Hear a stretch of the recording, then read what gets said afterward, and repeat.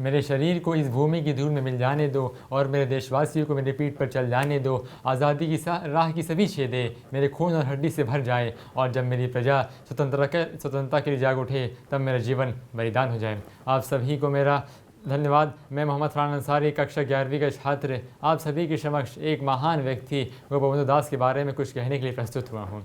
मैं अपने आप को बड़ा सौभाग्यशाली समझता हूँ कि मुझे एक महान व्यक्ति के बारे में कुछ कहने का मौका मिला जिन्होंने अपनी ज़िंदगी को देश की सेवा के लिए कुर्बान कर दिया। गोपबंधु दास एक शाश्वत व्यक्ति थे जिन्होंने अपना सारा जीवन देश की सेवा के लिए कुर्बान कर दिया। वे विद्यालय में अध्यापन कराने के साथ साथ छात्र छात्राओं के लिए विद्यालय और ग्रंथकालय की स्थापना भी किए। वे एक भारतीय स्वतंत्रता सेनानी, समाज सेवी और लेखक थे। उनका जन्म 1877 ओडिशा में हुआ था।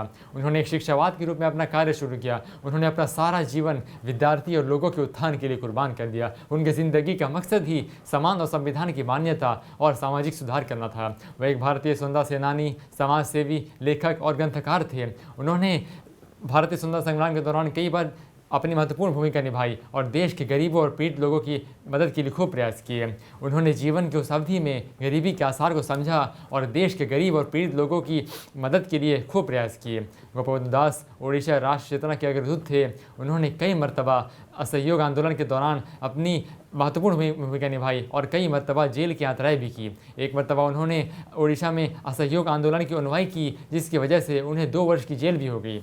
उन्होंने अपनी महत्वपूर्ण भूमिका निभाई और देश के पीड़ित और गरीब लोगों की प्रयास के लिए खूब मदद किए और उनकी कैसी किस भलाई हो जाए उस भलाई के लिए उन्होंने अपना जी जान लगा दिया। ये जानते हुए कि भारत एक गरीब देश है, पूरी आबादी को सही शिक्षा प्रदान नहीं कर सकता, उन्होंने अपने संस्थान से कहा कि ट्यूशन के छात्रों की फीस कम होगी और उन्हें एक सरल और सीमित जीवन जीने की अनुमति दी जाएगी।